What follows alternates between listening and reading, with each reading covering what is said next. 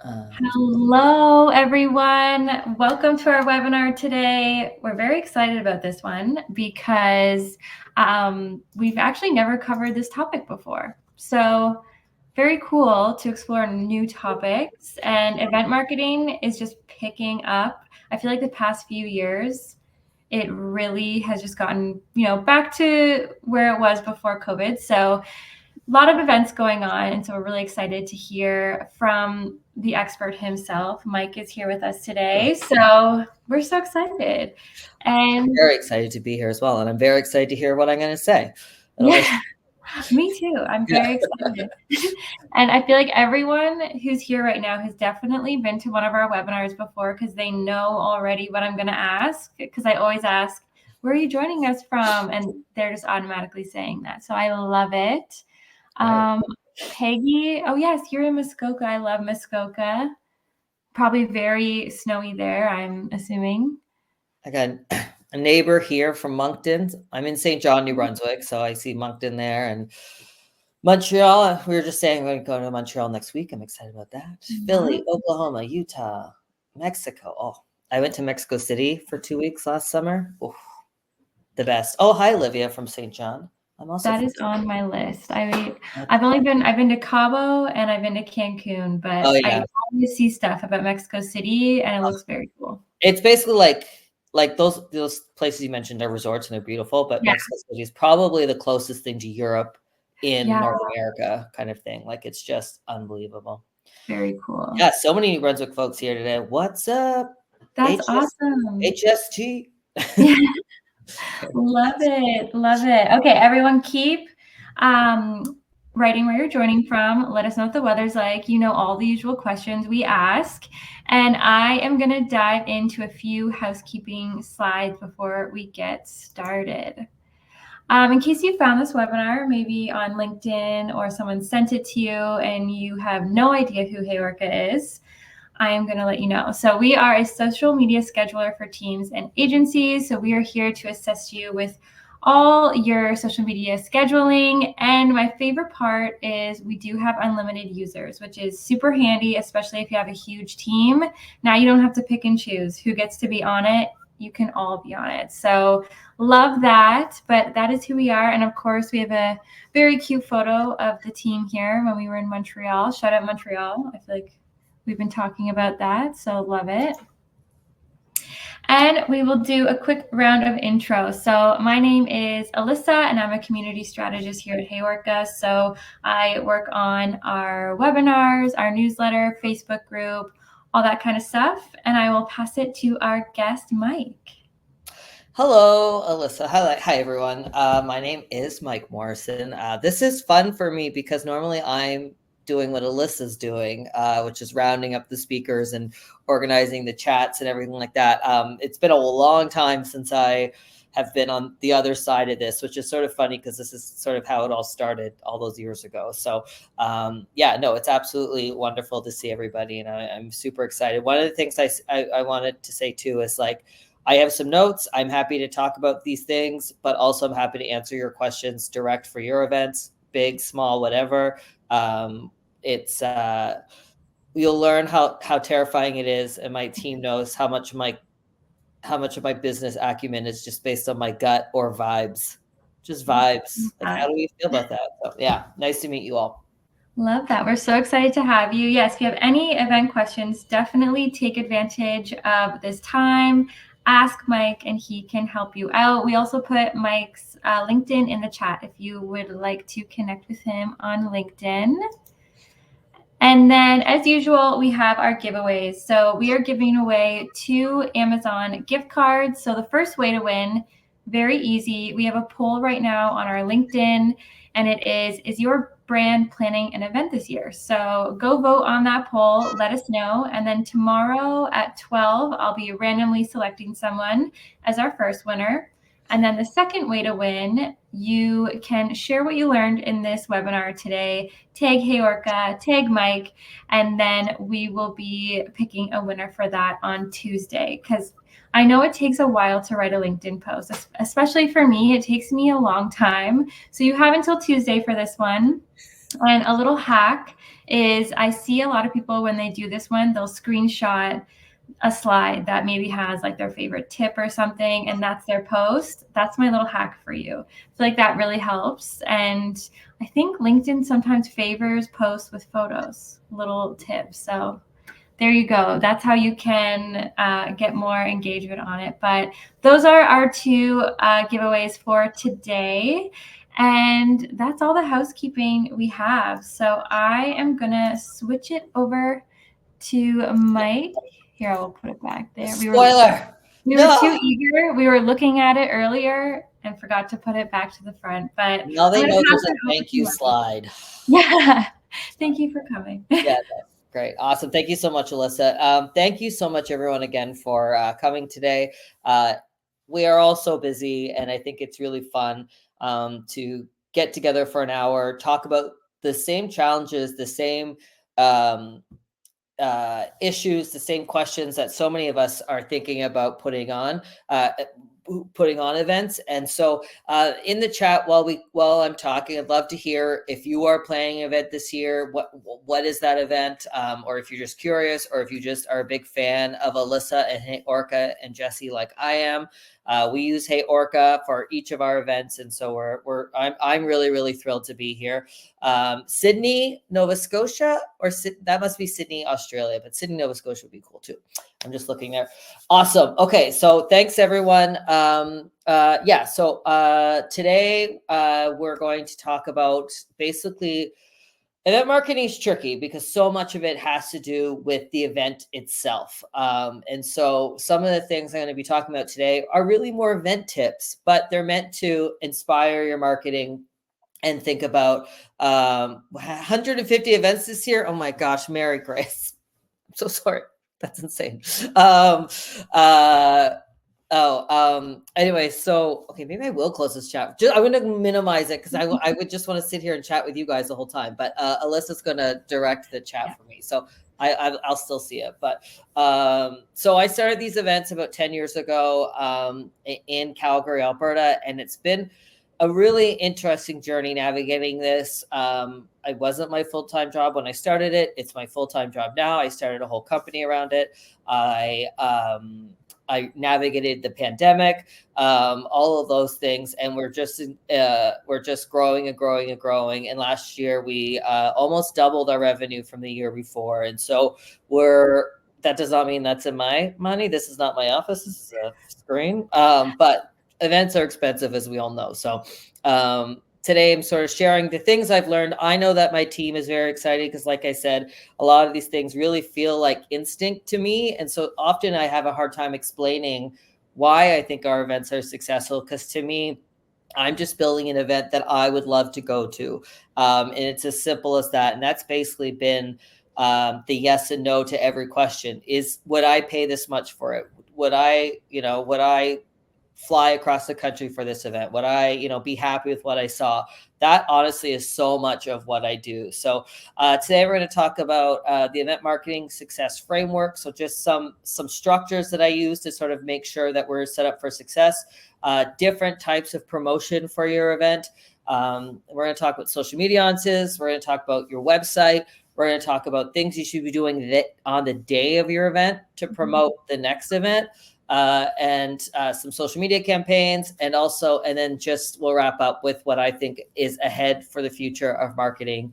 And we'll do some Q&A. I really want to leave time for Q&A. So if I'm rambling, just be like, hurry up, let's get to the Q&A.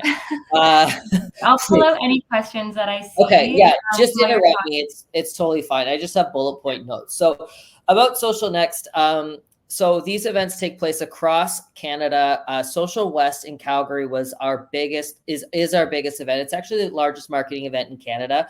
This year we're expecting about 1,000 people to attend, and we're moving to the convention center, which is incredible because we started at a small independent movie theater, which is my first tip.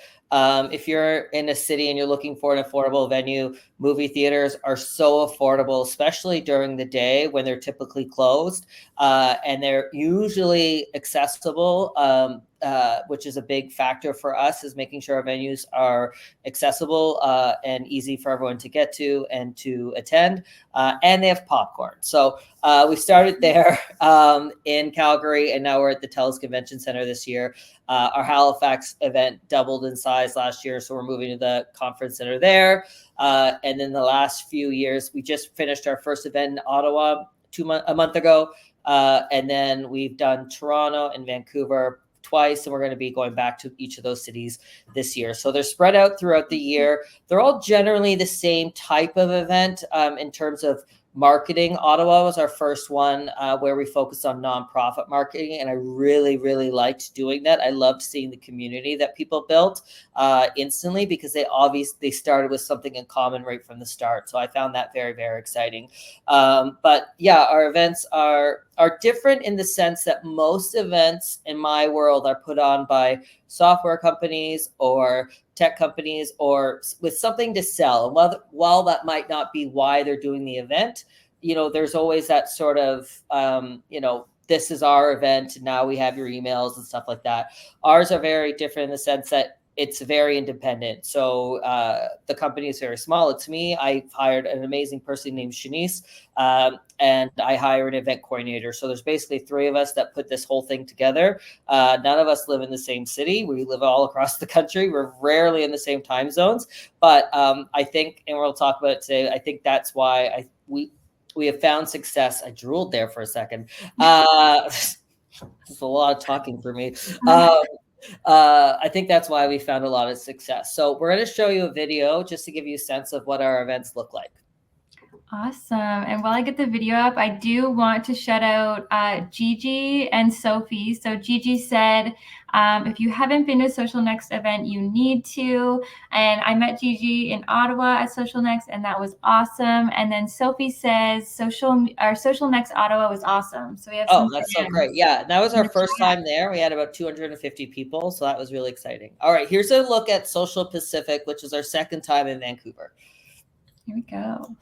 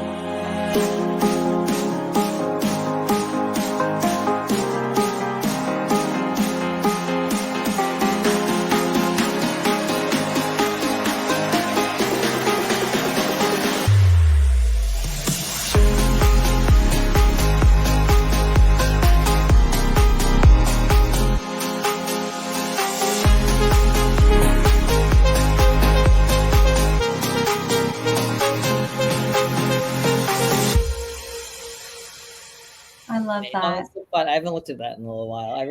Such a good video. We have some people in the chat who are loving the free headshots. Yes. Yeah. So we'll talk about that too. So you always want to add value adds to your event, right? To get people there. Headshots are guaranteed always the most popular thing. Also really easy to get sponsored as well, because it's such an obvious thing for a sponsor to understand. And so typically we'll put the sponsor booth right beside the headshot booth, just so there's that correlation of who brought you these headshots kind of thing. And that Vancouver event was really interesting to see, because a lot of the things that the first time we did Vancouver in 2024 almost ruined our company. We lost 70, 80 grand. I didn't pay myself for a year. Still recovering from that credit card. But that's a different presentation. But when all that happened, we realized we had something really good, but we needed to put in some structures in place. We needed to put some goals in place. We needed to really change everything. And I really think that allowed me to have that growth that we had in 2024. So when we booked that venue in Vancouver, we're like, okay, it'll be about 200 people. So one room, Really simple. We were really downplaying it because I was just so traumatized from the year before. And then we changed so many things that we had to add a venue the 2 days before this event. We added a second venue. It was like 450 people, I think. And that's after doubling the price and reducing it from a 2-day event to a 1-day event. So that's something we can chat about as well. So, okay, we saw the video. So event marketing success framework. And again, my team will think this is very funny that I pretend that I do this because I really just sort of try to figure out what's happening at the time. But I think for me, the first step is, and the first thing, it's a balance between anxiety of putting on your event and profitability, whether it's a nonprofit, it's just making sure you're not losing money, or if it's a for-profit thing. For-profit events is very, very, very hard. There's a reason so few people are doing it, and it's extremely hard. And happy to today we're going to share a little bit about that. But one of the things I often like to talk about is how many attendees do you really need? So when you think of a city, a city like Toronto has, 8 million people in it. That could feel overwhelming. How do I reach out? I try to think of it differently. I don't need 8 million people to come. I need 400 to come. I need 300 to cover my costs. I need 400 to start, making sure that I have a roof over my head. And once I realize it's 400 or 500 people, or Calgary, is 800-900 people, that becomes a lot easier to wrap my head around. So that's something really to make sure that when you're creating these events is to know that number that you have in your mind. And then, I don't even know my notes here. Ticket pricing is also something that's very, very important. There's a whole slide about this later, but it is really key. You guys, HeyOrca has been talking about their new event coming up, and I don't know if it's officially announced, but Joe's hinting at it. It's coming up. And the first question I asked backstage today was like, "Oh, how much are you charging for tickets?" Because I find that number so interesting. So I've been accused of our events being too cheap, and that's why people didn't come at first. Well, no, I'll be honest. We were successful right from the start-ish to a degree, but I wasn't making money for a long time because I was like, I just want the price to be something that everyone can afford and things like that. And sponsorships are so hard to get for new events. And I was really just building this from this really authentic place, which is great, except when it comes to the finances. And as I raised prices, it actually, I think, helped legitimize our events more, because I would often say, people would be like, I would pay $2,000 for this event in New York. Why is yours only $600? And I'd be like, why are you paying $2,000 for an event? I was like, let's frame that around. But sometimes our events would start at $199 for like a 2-day conference.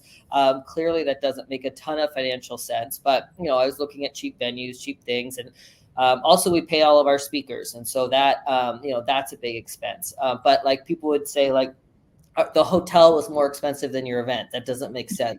So as we raised our prices, as we sort of zeroed in our offering, that's really where we saw that surge. And a colleague of mine once said, right now you're giving everybody a discount for lots of people. For our events, we're about 90% professional development. He said, I don't care if I'm signing off on a professional development. I don't care if it's $699 or $899. That's the same price to me. He's like, so come up with a price structure that makes you feel comfortable, but don't give everyone a discount. Just give a discount to people who ask for one or need for one. And I mean, ideally, you're not all going to email me after this to be like, can I have a discount? There's a thing at the end, but that philosophy. And I think so we've raised our prices, 20, 30%, depending on the event. And maybe 5 people have asked for discounts, saying hey, I used to come at this price. I can't afford it. I'm like, cool, still come to this price because I'm getting that cash from another event. So, okay. And then building strong relationships. I was just before this, I was watching a webinar about sponsorship through a different Eventive, I think. And the number one thing was relationships. This whole company is relationships. I was a content creator for like 10 years, like early days, 2006, 2016 kind of thing. Probably one of the first Canadians to make money from content creation. And I used all of those relationships to this day, 10 years later, to build these events, because I was a nice person in the industry then. And I, worked and built relationships with these people. And then I switched into events. I was like, hey, do you want to come speak now? Do you want to come? And I've been able to do that. Relationships are the most important thing. Okay. Know your audience, know your goals. How many people do you need to attend? We touched on a lot of this already, but how many people do you need to attend? Focus your marketing on that target. That is so important. You do not want to spend a ton of money reaching people who are never going to come to your event. We'll talk about media in a later slide, but when I do media contra, they'll often be like, oh, let's do a contest. I'm like, I don't want a contest because I don't know who's going to come to the room then. I'm just looking for promotion. And no, not a problem at all. But like last year at SocialNext, we did a contest and I saw these two people and they really stuck out. They just didn't look like they were the same person. And I was like, oh, hey, how are you? And they're like, oh, we won the radio contest. And they were bus drivers. And obviously that's a really difficult profession and all that. That's great. Full respect. What are they doing at a marketing conference? Right. Mm-hmm. So like, it's not for them. And are they enjoying it, kind of thing. This event was also in a cruise ship terminal. We actually had cruise ship passengers watching presentations too. So it all came out in the wash, but that's a reason I don't do contests. But finding those audience members are so key. Creating separate strategies for your attendees, sponsors, and speakers. You should be talking to all three of those people very, very differently. You should be using mail merge. So, hey, first name, all that stuff is a lot of this is so basic, but it's so personal too.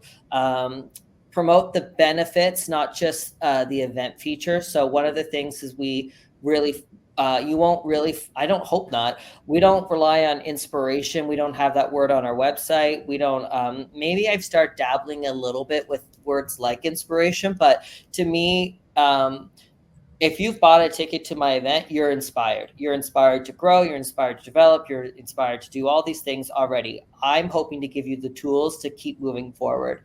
And so we rarely pay professional speakers. They have to be a draw. I have to know that I can sell tickets using your name. And that field in Canada is maybe 5 people, I would say. There's not many. I much rather you come, and I have amazing speakers. Our speakers are amazing, but they're not household names, but they are working in the industry and they are going to teach you exactly what you need to know. And then I don't know what I meant by that last one. So let's just move on. I want to pull out a couple comments in the chat. Yeah. So DG said, the connections I got to make at your event are priceless, which is awesome. We love to hear that. And then Jen says, yep, I remember that cruise ship. Oh yeah. It was so beautiful. It's in Halifax, and we knew we already know the cruise ship schedule for the rest of 2025. So we knew when we booked this venue there'd be 3 ships there. But in the morning when the event first started, it was so beautiful. It was the ocean lighthouses, and then these 3 dark cruise ships would come and block it all in, but it was all part of the experience. Yeah. Okay, I want to talk about ticket strategy here because that's super, super important. Again, earlier I sort of talked about how this is going to be a little marketing, but also about the event, but I think it's all relatable. So the day before we raise prices is always the day that we sell the most tickets, always. And so because of that, we have 7 or 8 tiers.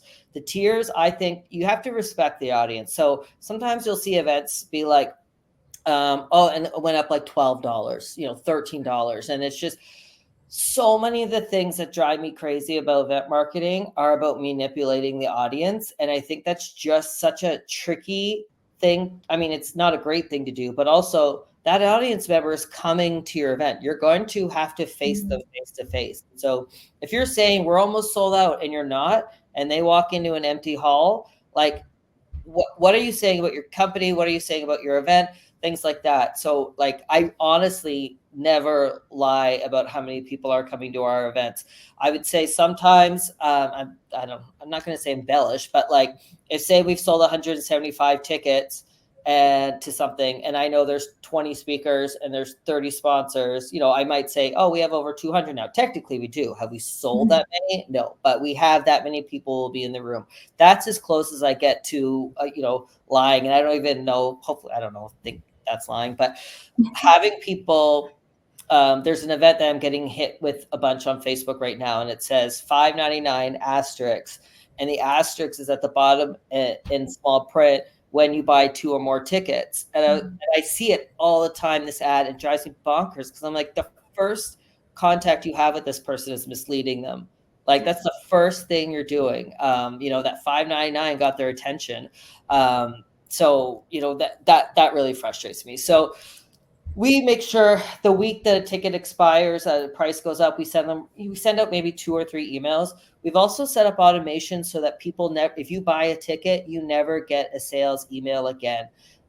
When you get that sales email and you've already bought a ticket, I think it makes you feel like they don't know that you're coming. They don't know. And then on the work end of it, they email you. They'll be like, "Hey, didn't I buy a ticket? Why is this happening? Da da da da da." But really, it's a respect thing. It's, hey, like, you are now being moved to a different list. And the trick too is to not ignore that list either. So once you have a separate list of people who are buying your tickets, you need to keep them in the loop too and thank them for buying tickets early and things like that. Audience. Okay. Just making sure.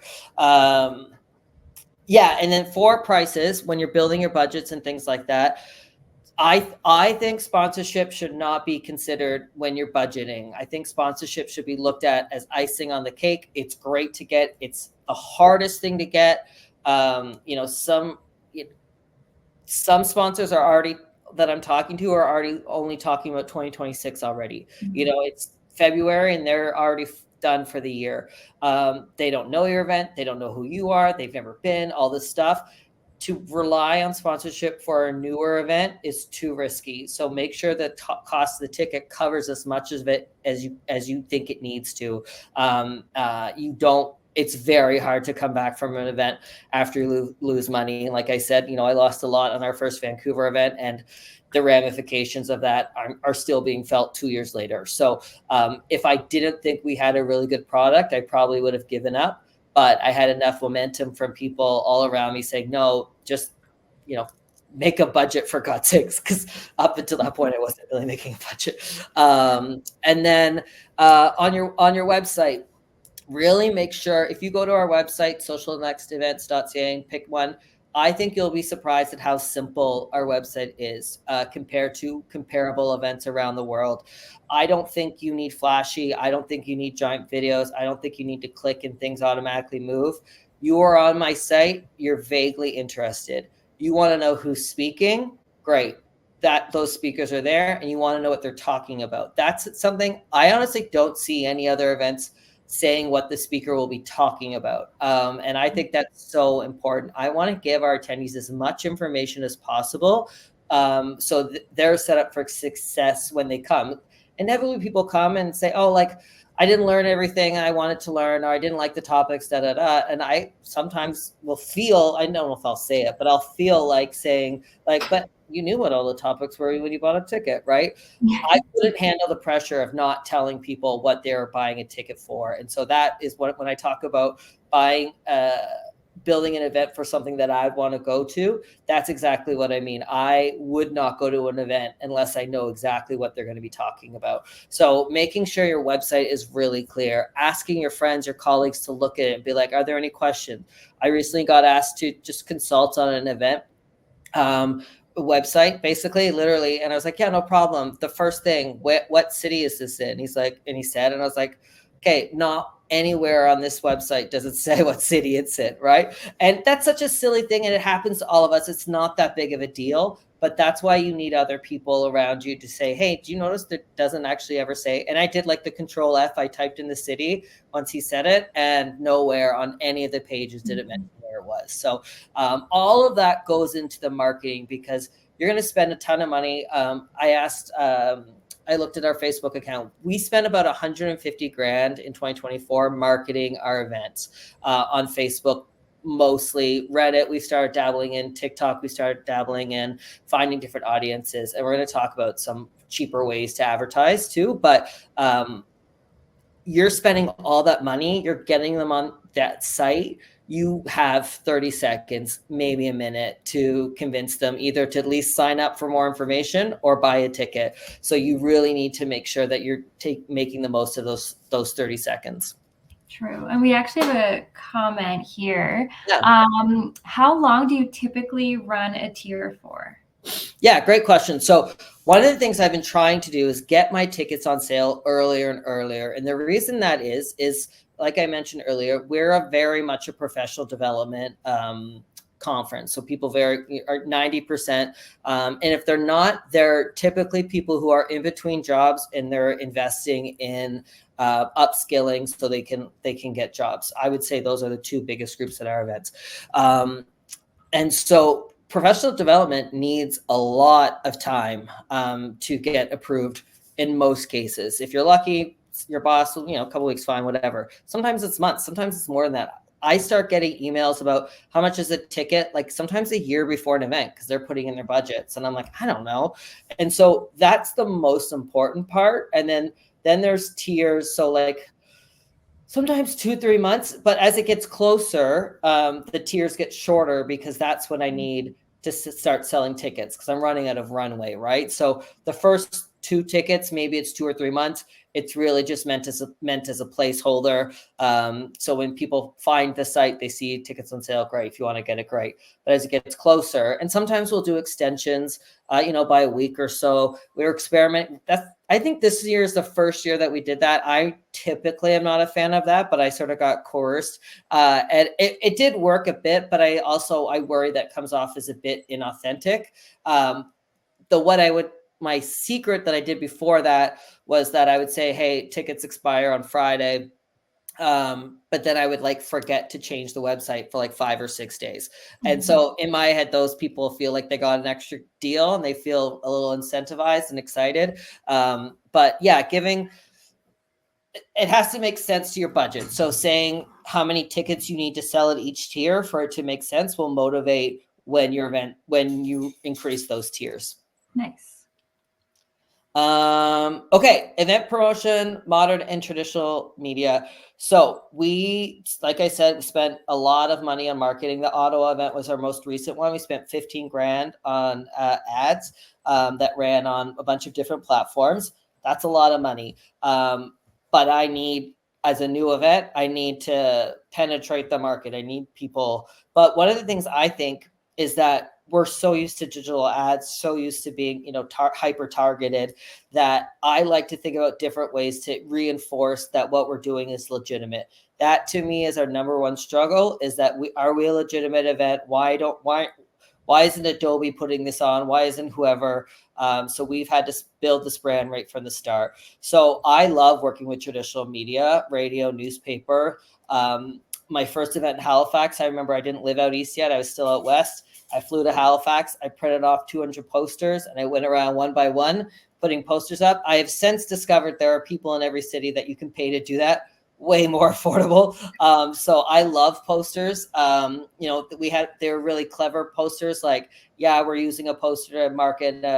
It's not going to sound clever when I say it. It was funnier at the time, but we're using posters to market a digital marketing conference, that kind of thing, to catch people's attention. If you have logos of speakers that people will recognize, we have those. So I often try to get a Google, TikTok, LinkedIn, Reddit speakers at our events. They're fantastic speakers. That's who people want to hear from. They're also very marketable. So they know if I put their logos as speakers, that gets your attention. So that's very much motivated. That's why if you go to our website, those speakers are usually at the top. because I think when you pass our website to your boss, or if you're trying to decide, the boss maybe says yes because they see those big platforms are speaking there and they're great speakers. But sometimes those middle tier speakers that work at agencies or work on their own or work for other tech companies are really the ones that I hear about people really, really loving. So I hope our speakers aren't watching this.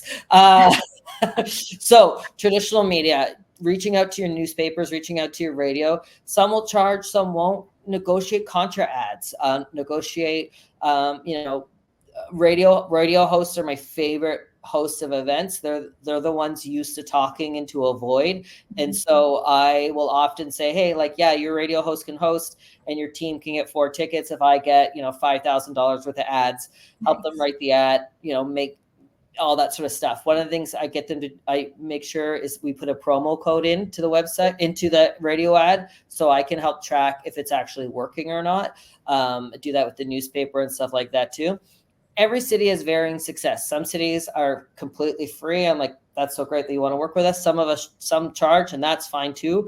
Everyone has to put a roof over their head, but I don't just rely on digital media. Reach out to people differently, especially with what's happening. Everyone's sort of refiguring out how they want to use social media and things like that. You want to make sure that you're still able to reach your audience, different members, different attendees. Social media sharing. So once we confirm a speaker, the next day we send them, usually in the confirmation email, we send them an image with our branding, with their topic, with their headshot, with their logo, and their job title.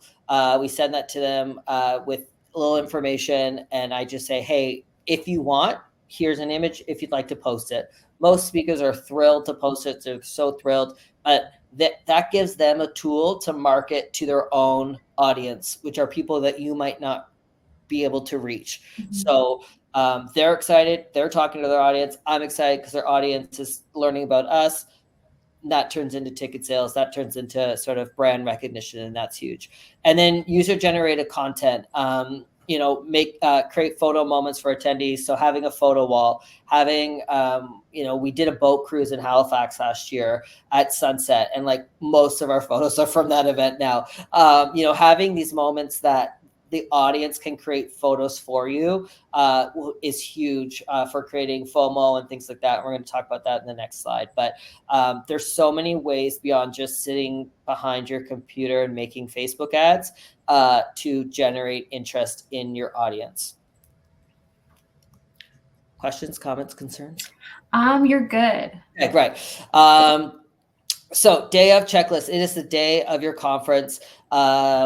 You are probably focused on your conference. Wrong. The first thing, honestly, I wake up whatever time I wake up. I'm very lucky. I have a great team. I am not the person up at 4 a.m.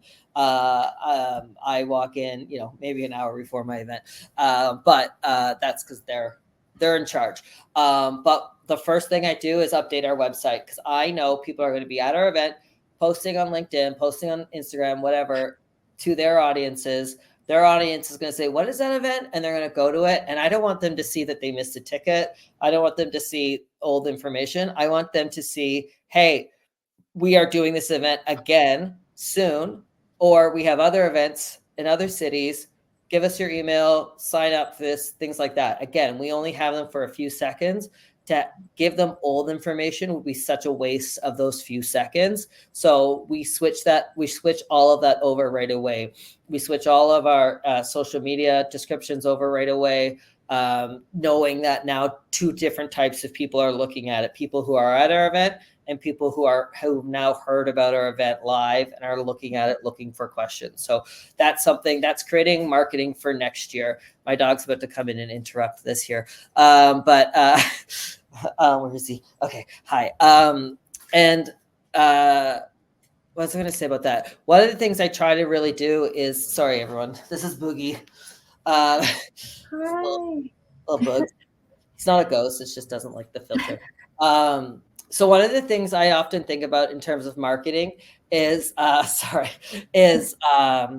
want to spend less and less on marketing every year. And I can do that by creating an amazing event that people, A, want to buy a ticket to again right away, or B, tell colleagues and friends about going to it next time. So A lot of that is based on how I act on those days. So we can control the FOMO. So one of my things is I try to do, in every city, I hire a photographer and I hire a social media person.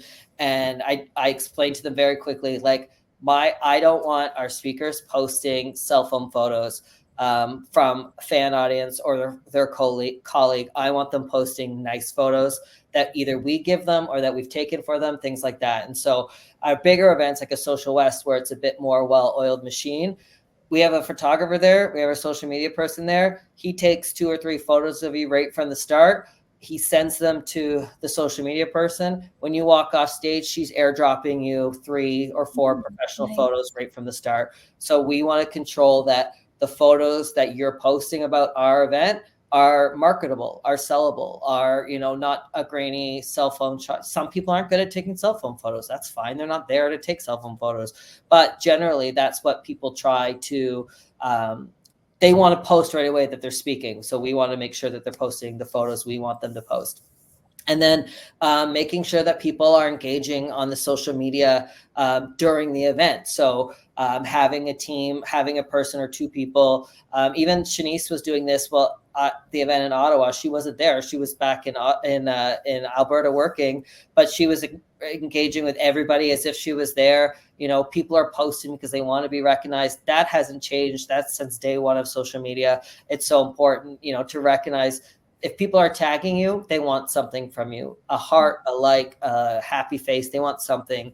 And so making sure that that's not waiting 2 or 3 days for that to happen, kind of thing. I think that's like the most impressive turnaround for getting your photos. Yeah. That is crazy. It's crazy, but like it's in the newer cities where we have to hire photographers, sometimes it doesn't work as well as we want it to. But once we explain it, they try. But that's one of it's sort of like when someone reviews a concert for a show that's in town for one night, and you're like reading it the next day. You're like, well, why are you telling me that? I can't go. Who cares if it was a good or bad concert? I sort of think that with photos, like getting them 2 weeks later, I can't use those for another 4 or 5 months because there's no point. So not all the photos. So sometimes it's like I said, 1 or 2 for the speakers. And then like a few days later, we'll be like, hey, here are all your videos. One thing we did in a recent event in Ottawa is we worked with the videographer. We gave the speakers a chance to pay to have our videographer make a speaker reel. And there was like a good, better, best option at different price points. And a little bit came off our bill with the videographer every time someone booked it. But we're giving those speakers a chance to promote themselves. They want to be speaking at other events. And we hope that we're setting the standard for speaking at events where you get paid, you get nice photos, and you get reels and things like that if you want them. Nice. Oh, and I do want to let you know we are at the 5-minute mark. What? I thought this was an hour. Shoot. 45. Okay. Oh my God. Okay. Just warning you. Sorry, okay. I can say it. I don't know. Okay. 2 little insider tips that I do. Again, I'm talking about marketing at one event for the next event. So in all my events, I have a friend or someone that I trust sitting in each room. You can't tell they're not. They're probably there to learn, but they're texting me. It's hot. It's cold. The speaker sucks. The speaker's great. Things like that. Famous example. We had a panel once, and for no reason, and I talked to the host after. He said he just wasn't thinking of it like that. There was a woman on the panel, a person of color, and it was like 20 minutes into the session, and no one had asked her. The moderator had not asked her a question, and so I got that text. I ran into the room. I grabbed the microphone. I was like, hey, I have a question for this person. And the audience clapped. I don't love that. I don't love that it happened, but I'm glad that I was able to control that as opposed to hearing about it later. So moles. And then having people in the lobby, I would say not volunteers. We love volunteers, but there's too much risk for them giving the wrong information or whatever, not giving the information away that you would like. My very first event ever, we hired a guy. He was like a concierge. He was a friend of mine who dressed really nice. And I was like, your job is to stand here and look for people who look worried, look confused, who just need like a guiding hand to show them where things are. All of that experience. it's at that event, but it's helping your next event. So that's why I included it. Okay, what else do I have to say?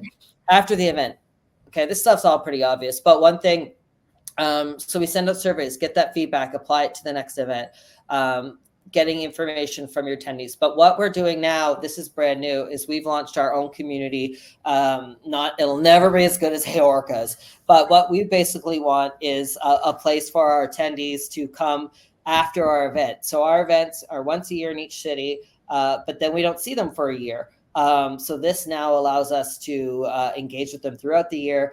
We're using a platform called Circle, and when you buy a ticket to our event, you're automatically put into a circle for each event with all the other people who've bought a ticket, so you can start that networking, start connecting before you get to an event. All of that, I think, helps.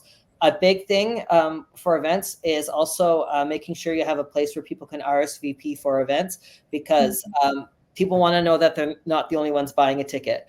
So the more people they see going, the more likely chance that they'll go as well, because they see that they're not the only ones. Okay, we'll skip the takeaways. We'll just get to the thank yous. Just because I didn't realize we had so short on time and I want to answer people's questions. So that's a lot of information, but that's how I put on these events. Thank you.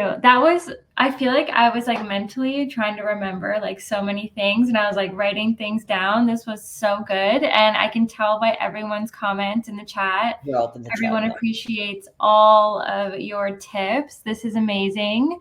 I'm just going to check over here.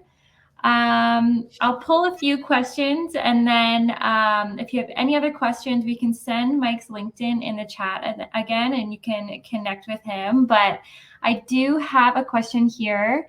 My first events, I won't be able to pay my speakers and will solely be doing collaborations for now. I want to pay them in the future, though. What's a typical pay range you give for your speakers? So I would say try to find something. $50, $100. And the reason I say that is because when you think of someone doing work for free versus you paying them $100, the quality is tenfold. And so that person's going to be coming to your event, knowing that you value their time somewhat. And I would put that in the first email. I'd say, hey, we'd love for you to speak. It's a brand new event. We have $100. We hope to get some more cash, and we hope to get some more later, but would you be interested in that? 99% of the time, people will say, thank you for bringing up the price first. Happy to speak. And I've gotten very expensive speakers to speak for 10% of their fee just by writing an honest and truthful email explaining our audience. So right now, everyone at our events, everyone gets paid $750. I believe I can increase that this year. We're just making sure a few things because it's been $750 for a few years. But I always explain, like, hey, we just suffered the pandemic. Do you want to speak? This is all I got. No one has ever said no because we weren't willing to pay them enough. So finding something. You never want the speaker to be the only person in the room not being paid. That. Even though they're the star of the show, they're the reason why everyone's there. So I would say try to find something, an honorarium, a gift card, a thank you, whatever, something. But yeah. Awesome. Yes, that's a good answer. Okay, I think that's all for right now, but this was amazing, and I'm absolutely going to rewatch this for like writing down my own tips for all of this. This was so good. Thank you, everyone. I see chat. So Matt, the photographer, we came up that video promotion thing. We literally made up the day before, I think maybe 2 days before, with the videographer, and he was a new guy in Ottawa. And I said, you should take this idea and sell it to every event that comes to Ottawa. Hey, I'm so-and-so. I will make your speaker reels. The speakers can pay me. The more they pay me, the less I charge you for your videos. I was like, this is like a really great thing. The other idea we're working on, basically packages. So we're so great. We work with TPH. They're our printing sponsor. One of the things we're trying to build out for this year is printing packages for our speakers and our attendees. So, hey, speakers, do you have things that you want to hand out? Do you have business cards? For $50, TPH will do this. For, whatever, attendees will print your business cards. Maybe they'll print them there. We don't know yet, but looking at different ways to engage with your partners is really, really good. But to any photographers or videographers that are looking, like, go to your websites, find the events, and pitch them something like that. That, again, I see lots of comments about that turnaround is nuts. I fully agree, but it works and it's so powerful. So if you approach a photographer, and again, same with the speaker fee, from the first ask, I tell them, I'm looking to get 2 or 3 photos by the time someone's done talking. And if they can't do it, that's great. That's not for us. If they can, awesome, let's chat. I love that. Because, yeah, people want to post in the moment or like right after they're done. So it's great to be able to provide them something really quick. Yeah, and that looks beautiful. That looks like my event, right? That all helps me because they're going to tag at SocialNext. 5 people might be like, cool, what is that? Oh, that's cool. I'm going to follow them, right? So again, it's marketing for the next year. Hopefully ways to, lower my marketing costs year to year. Yeah, no, that's awesome. And I know we're over time a little bit, so we will hop off, but thank you so much for this. This was so good. And I know this is one people are going to be rewatching because there's just so much good stuff in it. So thank you so much. And thank you everyone for sharing your events that you're having this year, your questions, your thoughts on everything. We love it. And we hope to see you next week. Next week, we're going to be talking about how to organize your Canva account, because if yours is like ours, I just want to know so much. I want to know how to organize uploads, everything. So stay tuned because that will be next. I feel like Canva has gone too far. There's too, like, I'm like, where do I just want to edit this photo? And it's like, do you want to magically edit this photo? I'm like, no. I'm like, Anyway. I know, exactly. This is why I need to know how to organize it. Exactly. So, thanks, everyone. Send me a note on LinkedIn, wherever. I love talking about this stuff, and I'm very lonely life here in St. John, New Brunswick. So please, not that lonely. It's just a quiet little town. So I'm always happy to chat. Awesome. Well, thank you so much for joining us. Thank you, Alyssa. Thank you, everyone. Thank you, Jesse, and the team. Really appreciate it. It's awesome. Thanks. Bye. Bye.